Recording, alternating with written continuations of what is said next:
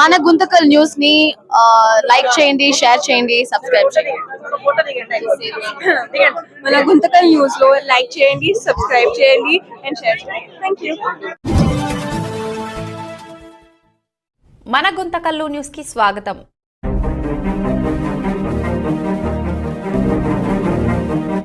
State లో కాబట్టి మీ దృష్టికి తీసుకురావాలా ఈ సమస్య అనేది మేము తీసుకుని వచ్చాం సార్. ఆల్మోస్ట్ కమిషనర్ గారికి ఇంతకుముందు ఇచ్చినాం సార్. ఇది second memorandum sir. Third memorandum లేకుండా డైరెక్ట్ ప్రొటెస్ట్కి దిగుతాం సార్. ఇంకా మున్సిపల్ ముట్టడి ఆఫీస్ ముట్టడి ఉంటుంది. నెక్స్ట్ మంత్ వరకు టైం ఇస్తున్నాం సార్. మీరు అధికారిగా మా వంతు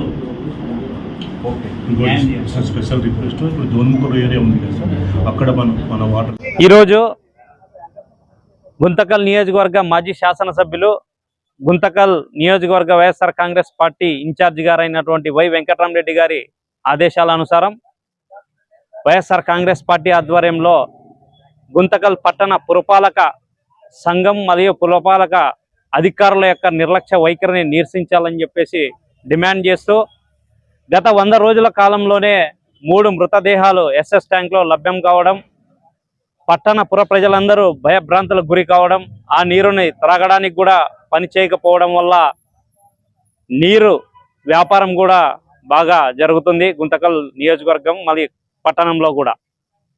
ఇవన్నీ దృష్టిలో ఉంచుకొని గత నెల క్రితమే వైఎస్ఆర్ కాంగ్రెస్ పార్టీ ఆధ్వర్యంలో మున్సిపల్ ఆఫీస్ కమిషనర్ గారికి కూడా ఒకటి మెమోరాండం ఇవ్వడం జరిగింది ఇదే సమస్య మీద.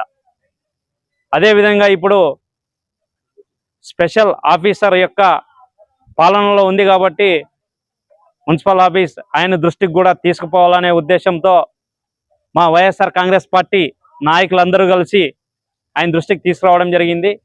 వాళ్ళకి 10 రోజుల అల్టిమేటం టైం ఇవ్వడం జరిగింది.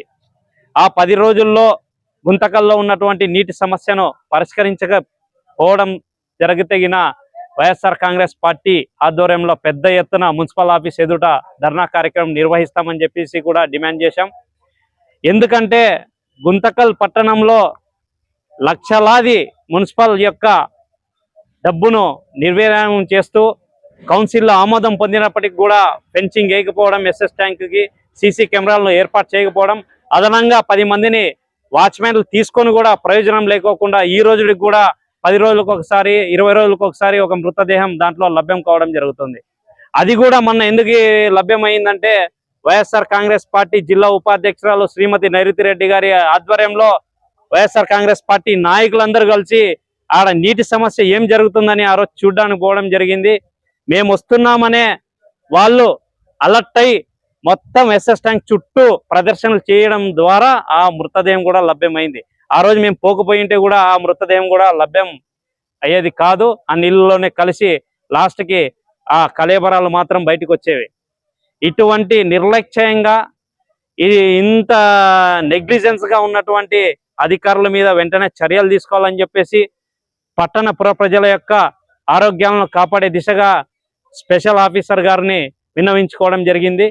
ఈ కార్యక్రమం హాజరైనటువంటి వైఎస్ఆర్ కాంగ్రెస్ పార్టీ నాయకులందరికీ కూడా ప్రత్యేక నమస్కారాలు, ధన్యవాదాలు తెలియజేస్తున్నా. అదేవిధంగా పత్రికా విలేకరులకు, ఎలక్ట్రానిక్ మీడియా ప్రతినిధులకు కూడా ధన్యవాదాలు తెలియజేస్తున్నా. ఇవాళ స్పెషల్ ఆఫీసర్ అయినటువంటి ఆర్డీఓ గారికి మా వైఎస్ఆర్ పార్టీ తరఫున మెమరాండం జరిగింది. ఎందుకంటే గత 100 రోజుల్లోన దాదాపు ఎస్ఎస్ ట్యాంక్లోని మృతదేహాలు పడడం చాలా పట్టణ ప్రజలు కూడా చాలా ఇబ్బంది పడుతున్నారు. ఎందుకంటే 10 రోజులకు 15 రోజులకు ఒకసారి శవాలు బయటకు వస్తుంటే మరి తాగాలా లేదా అని చెప్పి కూడా పెద్ద ఎత్తున కూడా వాళ్ళ చర్చనీయాంశమైంది. మరి ఆ విధంగా మేము మా పార్టీ అంటే ప్రతిపక్ష పార్టీగా మేము ఖచ్చితంగా కూడా మాట్లాడాల్సిన బాధ్యత. ఇంకా ఏదో పార్టీలు మాట్లాడతాం అనుకుని ఏ పార్టీ కూడా మాట్లాడలేదు. అది ముందుకు వచ్చిన పార్టీ ఏదైనా ఉందంటే వైఎస్ఆర్ పార్టీ అని చెప్పి కూడా తెలియజేస్తున్నాం. ఎందుకంటే నీళ్లు చాలా ఇబ్బందిగా పడుతున్నారు. 8 రోజులకి 10 రోజులకు ఒకసారి నీళ్లు వదులుతున్నారు. మరి ఆ నీళ్లు కూడా చాలా దుర్వాసనతో వదులుతున్నారు. సిబ్బంది నిర్లక్ష్య వైఖరి వలన సరిగా ఫిల్టర్ నీళ్ళు చేయక నీళ్లు వదులుతున్నారు. మరి వీటన్నిటి మీద కూడా అదే కూడా కాదు, మరి 20 మంది సిబ్బంది ఉండి కూడా మరి అక్కడ అఘాయిత్యాలు చాలా జరుగుతున్నాయి. మరి కౌన్సిల్ తీర్మానం కూడా దాదాపు చేసుకున్నారు. సీసీ కెమెరాలు, తర్వాత ఫెన్సింగ్ అని, జంగిల్ క్లియరెన్స్ అని, ఇవన్నీ కూడా మరి దుర్వినియోగం అయ్యాయని చెప్పి మాకు ఒక సమాచారం ఉంది. కాబట్టి దీనికి మీద ప్రత్యామ్నాయంగా స్పెషల్ ఆఫీసర్గా ఇంట్రెస్ట్ తీసుకొని ఈ బాధ్యులు అయినటువంటి ఎవరైతే ఉన్నారో వీళ్ళ మీద చర్య తీసుకొని ఈ మున్సిపల్ అధికారుల మీద చర్య తీసుకోవాలని చెప్పి కూడా మేము ఆర్డీఓ గారికి మెమరాండం కూడా జరిగింది. మనకు రావాల్సినటువంటి తుంగభద్ర నీళ్ళు వాటా ఉంది. ఆ వాటర్ నీళ్లు తెప్పి ఈ గుంతకల్లకు తుంగభద్ర ద్వారా నీళ్లు అందించే ఏర్పాటు చేయాలని చెప్పి కూడా మరి ఆర్డీఓ గారికి మేము రిక్వెస్ట్ చేయడం జరిగింది. దానికి మేము ఇచ్చినటువంటి మరి మెమరాండంలో అన్ని విషయాలు కూడా క్షుణ్ణంగా కూడా ఆయన విని తప్పకుండా కూడా నేను పరిష్కరిస్తానని చెప్పి కూడా మాకు హామీ కూడా జరిగింది. కాబట్టి ఆ హామీల వలన దాదాపు 10 రోజులు మా అధ్యక్షుల వారు 10 రోజులు చెప్పారు. ఆ 10 రోజుల లోపల ఫెన్సింగ్ కానీ సీసీ కెమెరాలు కానీ ఎలాంటి అఘాయిత్యాలు జరగకపోతే ఖచ్చితంగా కూడా మేము మున్సిపల్ ఆఫీసుని అన్ని పార్టీల మద్దతుతో ముట్టడిచ్చే కార్యక్రమం చేపడతాం. కాబట్టి ఏది ఏమైనా కూడా మున్సిపాలిటీ జరిగినటువంటి అవినీతిని అన్నిటి కూడా ఆర్డీఓ గారు క్షుణ్ణంగా పరిశీలించి వాళ్ళ మీద చర్య తీసుకోవాలని చెప్పి కూడా తెలియజేస్తున్నాం. ముఖ్యంగా దోనుముక్కల ఏరియాలో ఎందుకంటే వాళ్ళ పైప్ లైన్ లేదు, కుళాయిలు లేవు, కేవలం ట్యాంకర్ ద్వారా దాదాపు 4,000 నుంచి 5,000-6,000 మంది వరకు జనాలు ఉన్నారు. వాళ్ళకి వెంటనే ప్రత్యామ్నాయంగా ట్యాంకర్లు ఏర్పాటు చేసి ఎక్కడైతే పైప్ లైన్ లేదో ఆ ప్రాంతాలన్నిటి కూడా ఈ ట్యాంకర్ల ద్వారా నీళ్లు సప్లై చేయాలని చెప్పి కూడా మా వైఎస్ఆర్ పార్టీ తరఫున డిమాండ్ చేస్తున్నాం. Thank you. సస్పెండ్ చేసి చర్యలు తీసుకోవాలి సార్. అదొకటి. ఆల్రెడీ కౌన్సిల్ తీర్మానం చేసేస్తారు, అంటే చుట్టూ తెలిసి ఏది జంగిల్ క్లియరెన్స్ అని చెప్పి కౌన్సిల్ తీర్మానం కూడా చేసుకున్నారు. అది కూడా కొంతవరకు తూతు మంత్రంగా చేసి వదిలేసినారు సార్.